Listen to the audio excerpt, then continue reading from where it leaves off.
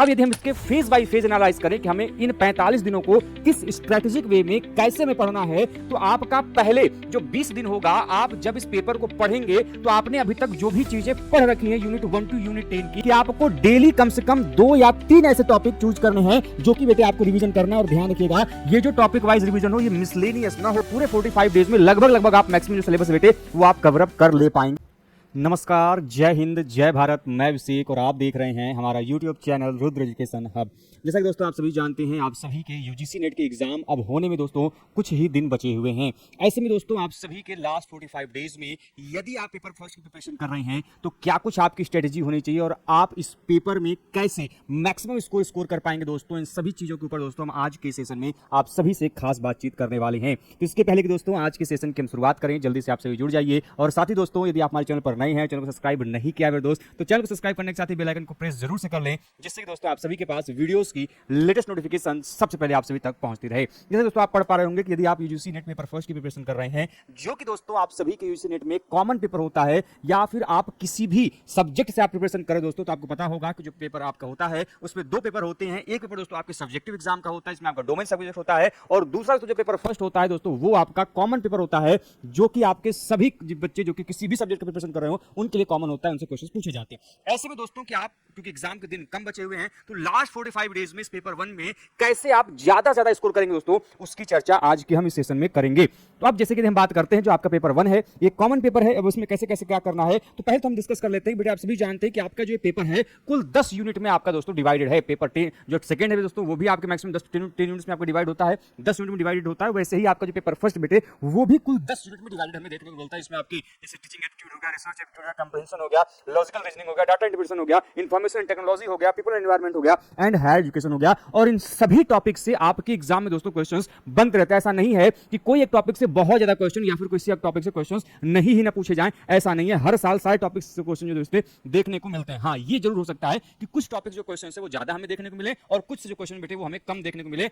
अब हम यदि बात करें कि कैसे हमें जो है बेटे इन चीजों को टैकल करना है, अब यदि हम इसके फेज बाय फेज एनालाइज करें कि हमें इन 45 दिनों को किस स्ट्रेटेजिक वे में कैसे में पढ़ना है, तो आपका पहले जो 20 दिन होगा, आप जब इस पेपर को पढ़ेंगे तो आपने अभी तक जो भी चीजें पढ़ रखी हैं यूनिट 1 टू यूनिट 10 की, उनको आपके कॉन्सेप्ट बिल्डिंग फेज के रूप में हम देखेंगे। अर्थात उस दौरान आपके जितनी भी चीजें आपने पढ़ी हैं उनके कॉन्सेप्ट को आपको क्लियर करना होगा। तो पहले 20 दिन जो अभी बचे हुए हैं दोस्तों, उसमें आप जितनी भी चीजें आपने पढ़ी पेपर फर्स्ट की, उन सभी चीजों के कॉन्सेप्ट को आप क्लियर आउट करेंगे। उसके पश्चात दोस्तों आपके जो 21 टू 35 डेज आपके हैं, उसमें जितनी भी चीजें आप लोगों ने पढ़ रखी हैं उसकी प्रैक्टिस एंड रिवीजन हम करते हुए चलेंगे। और साथ ही साथ दोस्तों जो आपके डे 36 टू 35 है, उसमें 45 है दोस्तों, उसमें जितनी भी चीजें हम लोगों ने कॉन्सेप्ट पढ़ी हुई हैं उनके ऊपर हम लोगों ने जो प्रैक्टिस एंड रिवीजन किया हुआ है, उनके ऊपर बने हुए जितने भी मॉक टेस्ट हैं, मॉडल पेपर हैं या पीवाईक्यूज हैं, उनको बेटे हम क्या करेंगे यहां पे लगाने का प्रयास करेंगे, जिसमें हम टॉपिक वाइज एमसीक्यू डिस्कस करेंगे, टॉपिक वाइज मॉक टेस्ट आप साथ डिस्कस करेंगे, प्रीवियस क्वेश्चन पेपर को एनालाइज करेंगे, और साथ ही साथ जो दोस्तों हम फाइनल रिवीजन की तरफ बढ़ेंगे, जहां पे टॉपिक वाइज और मिसलेनियस जो रिवीजन है दोस्तों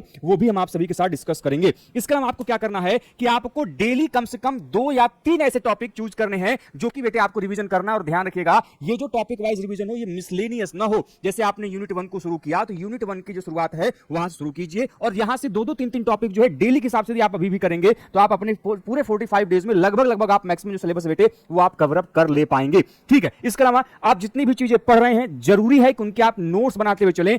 अब नोट्स जब आप बनाएंगे तो वो चीजें आपके लॉन्ग टर्म मेमोरी में जो बेटे वो क्या हो जाएंगी, सेव हो जाएंगे। और इसीलिए जब पढ़ने के साथ साथ आजकल नोट्स बनाना सबसे बड़ी चीज मानी जाती है, क्योंकि पढ़ तो लेते हैं, दिमाग में उस समय घुस तो जाता है, लेकिन बाद में वो आपकी एग्जाम के समय क्या हो जाता है बेटे, स्किप हो जाता है, दिमाग से भूल जाता है। इसीलिए आवश्यक है कि जब भी पढ़ने बैठिए तो शॉर्ट नोट जो कि आपके अपने हिसाब से हो उसको बेटे बनाते हुए चलिए, करते हुए चलिए। ठीक है, प्रैक्टिस कीजिए प्रीवियस क्वेश्चन पेपर्स की। आपके गूगल पे, आपके जितनी भी आपकी मीडिया है, सोशल मीडिया प्लेटफॉर्म है, उन सभी चीजों पे दोस्तों आपके जो पीवाईक्यूज हैं वो भर भर के पड़े हुए हैं, आपके यूट्यूब प्लेटफॉर्म पे पड़े हुए हैं, आपके सेंटर्स पे पड़े हुए हैं, इनकी बुक्स आती है बेटे। तो कहीं से भी जो आपके प्रीवियस ईयर क्वेश्चन पेपर हैं उनको अच्छे से बेटे सॉल्व कीजिए, क्योंकि आपके जो प्रीवियस ईयर क्वेश्चन पेपर हैं ये वो मार्गदर्शक हैं, वो आपके गाइड हैं जो कि आपको बताते हैं कि क्वेश्चन पेपर कैसा रहा है, कैसे पैटर्न चेंज हुआ है और किस प्रकार के क्वेश्चन, किस लेवल के क्वेश्चन जो बेटे आपको एग्जाम हॉल में देखने को मिल सकते हैं, और उन्हीं का एनालाइज करके आपको अपनी जो प्रिपरेशन बेटे वह जारी रखनी है। साथ ही साथ आप जो भी चीजें आप पढ़ें तो उनकी जो अंडरस्टैंडिंग कॉन्सेप्ट है उस पर फोकस करते हुए चले, क्योंकि पेपर फर्स्ट जो है वो एक ऐसा पेपर है जहां पे असर्शन एंड रीजन टाइप जब क्वेश्चंस होते हैं वो थोड़े तगड़े पूछे जाते हैं। तो जब तक आपका कॉन्सेप्ट क्लियर नहीं होगा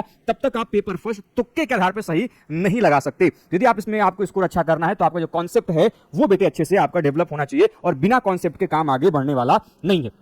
अब फेज 2 में हम यदि चलते हैं तो फेज 2 में क्या करना है कि प्रैक्टिस करना है टॉपिक वाइज जो एमसीक्यूज हैं। आपने मान लीजिए टीचिंग एप्टीट्यूड का कोई टॉपिक डिस्कस किया या फिर पढ़ा तो उनसे रिलेटेड जो एमसीक्यूज है बेटे वो आपको सॉल्व करने। अब ये एमसीक्यूज कई माध्यमों से आप ले सकते हैं। पहला, यदि कहीं मॉक टेस्ट मिल रहा है तो वहां से आप ले लीजिए, कहीं बुक्स कोई है उसमें आपको एमसीक्यूज मिल जाएंगे, या फिर आपके पास जो प्रीवियस ईयर क्वेश्चन पेपर है बेटे, यदि आपके पास 10 साल का भी प्रीवियस ईयर क्वेश्चन पेपर है तो आप आराम से एक एक टॉपिक के ऊपर कम से कम 20-30 क्वेश्चन जो बेटे आराम से निकाल पाएंगे। तो इसीलिए जरूरी है कि आप जितनी भी जो चीजें पढ़ रहे हैं, टॉपिक वाइज आपने जो चीजें पढ़ी हुई हैं उन टॉपिक वाइज चीजों से संबंधित जो एमसीक्यूज है बेटे उसको आप लोगों करते हुए चलिए। ठीक है, अब जरूरी यह है कि जो हम लोगों ने पढ़ रखा है तो आपको तो मालूम चली जाएगा कि कौन सी एरिया आपकी स्ट्रांग है और कौन सी एरिया बेटे आपकी वीक है। तो आपको यह पहचानना जरूरी है कि ये जो एरिया हमारे हाथ में नहीं है, इसमें हमें थोड़ी कठिनाई हो रही है, इन प्रकार के क्वेश्चन हमसे नहीं बन रहे, उनको आप एनालाइज कीजिए और उस पर बेटे अपना काम कीजिए। क्योंकि यदि वो एरिया आप काम कर ले जाते हैं तो आने वाले समय में आपको ये काफी अच्छा बेनिफिट देगा और मार्किंग आपकी बेटे इससे क्या होगी, सुधरेगी।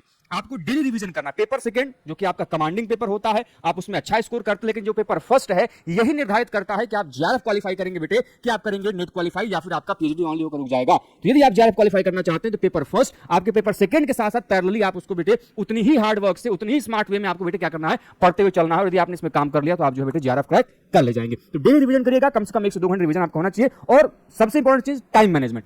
टाइम मैनेजमेंट के बिना काम हुआ, आप कितना भी अच्छा पढ़ लीजिए, यदि एग्जाम हॉल में गए, आपका 2 घंटे का पेपर है और आपने कायदे से नहीं पढ़ा है, मैं एग्जांपल तौर पे कर रहा हूं, तो काम गड़बड़ हो जाएगा। ठीक है, जैसे 50 क्वेश्चन है तो इन 50 क्वेश्चंस को विद इन द टाइम, क्योंकि संख्या इनकी कम है और सेकंड पेपर में 100 क्वेश्चन है, तो इन 50 क्वेश्चंस को कैसे स्पेसिफाइड टाइम्स में आपको टैकल करना है, कितने कम समय में इनको बेहतरीन तरीके से आप इसको सॉल्व कर सकते हैं, ये आवश्यक है। यदि आपने इसकी प्रैक्टिस पहले से नहीं की तो एग्जाम हॉल में सब हो जाएगा हौच पौच और काम हो जाएगा गड़बड़, आते हुए क्वेश्चन जो बेटे वहां पे जाएंगे छूट, और इससे आपका सेकंड पेपर भी गड़बड़ हो सकता है और आपकी मार्किंग जो बेटे गड़बड़ हो सकती है। इसीलिए जब भी पढ़िए तो टाइम मैनेजमेंट को फोकस करते हुए, मींस आप जो एग्जाम हॉल में जैसे आपकी एग्जाम होनी है, मतलब यदि आपका 3 घंटे का पेपर है तो 3 घंटे का टाइमर सेट कर लीजिए मोबाइल में, और जब मॉक टेस्ट पेपर देने बैठिए, जब क्वेश्चन पेपर सॉल्व करना बैठिए, तो उसी टाइमर के हिसाब से विदाउट किसी चीटिंग के विद द स्पेसिफिक टाइम अपने आप को एनालाइज कीजिए कि आप कितने क्वेश्चंस को कर पा रहे हैं, कहां पे दिक्कत आ रही है, किन प्रकार के क्वेश्चंस में आप ज्यादा समय ले रहे हैं, किन में आपको कम समय लेने की आवश्यकता है। ये सारी चीजें आप करेंगे तभी आप एग्जाम में बेटे अपने आप को सफलता प्राप्त करेंगे। ठीक है, इसके अलावा जब हम थर्ड फेज में चलेंगे 36 और 45 डेज के बीच में, उसमें आपको क्या करना है, फाइनल चीज कि आपको जो फुल लेंथ मॉक टेस्ट है जिसमें आपके 50 क्वेश्चन जो आपके बेटे एग्जाम में आते हैं पूरे कंप्लीट 10 यूनिट से, उसको बेटे आपको सॉल्व करना है, जिसमें आपके पूरे कंप्लीट सिलेबस हो, चाहे वो लॉजिकल रीजनिंग का पार्ट हो, मैथमेटिकल रीजनिंग का पार्ट हो, चाहे वो इंफॉर्मेशन टेक्नोलॉजी हो, टीचिंग एप्टीट्यूड, रिसर्च एप्टीट्यूड हो, कोई भी टॉपिक हो, सारे टॉपिक के जो क्वेश्चन है बेटे उनको आपको सॉल्व करना है विद इन, जैसे आपके एग्जाम हॉल में क्वेश्चंस पेपर लिए जाते हैं, आप एग्जाम सॉल्व करते हैं, वैसे ही आपको बेटे यहाँ पे भी काम करना है। अब जो आपने इस मॉक टेस्ट देने के दौरान जो आपने मिस्टेक्स की, जो आपसे गलतियां हुई, उनको आपको एनालाइज करना और कोशिश करना है कि आप उन सारी चीजों को सुधार कर लें।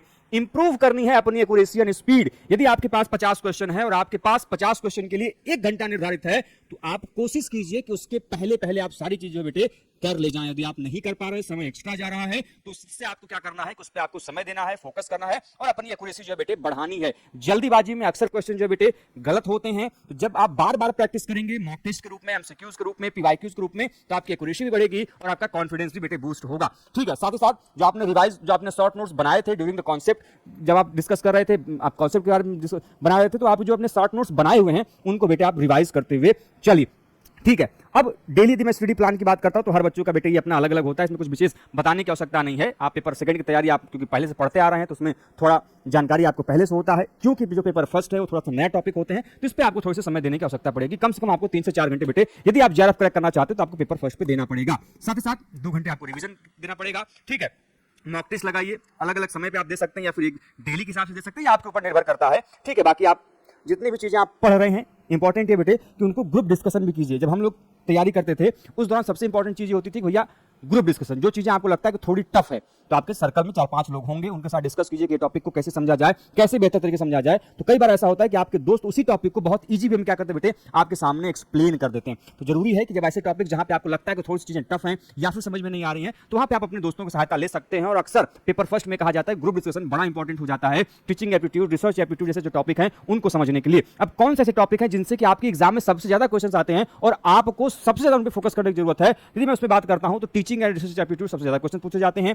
लॉजिकल रीजनिंग का जो पार्ट है, डीआई डाटा इंटरप्रिटेशन का जो पार्ट है, ये तो आपके भर भर क्वेश्चन आपको देखने को मिलते हैं। इसके अलावा आपके इन्फॉर्मेशन एंड टेक्नोलॉजी जो क्वेश्चन है वो पूछ ले जाते हैं, और थोड़े बहुत दोस्तों आपके जो हायर एजुकेशन संबंधित जो आपकी चीजें हैं वो ध्यान रखिएगा, फुल फॉर्म भी अक्सर आपके एग्जाम में 2 या 3 पूछे जाते हैं। जो फुल फॉर्म वाले जो आपके क्वेश्चंस हैं उनको रिवाइज करके जाइएगा, जो आपके पीवाईक्यूज हैं उनके एनालिसिस के आधार पे, ठीक है। इसके अलावा और भी कई सारी चीजें हैं, एग्जाम वगैरह मॉक टेस्ट मत छोड़ो, ठीक है, ओवर कॉन्फिडेंस नहीं करना, ये सारी चीजें, ठीक है। तो मुझे लगता है कि यदि आप सभी इतना कर ले जाएंगे तो लगभग आपका सारा सिलेबस कंप्लीट हो जाएगा और आप पेपर फर्स्ट में काफी अच्छा कर पाएंगे।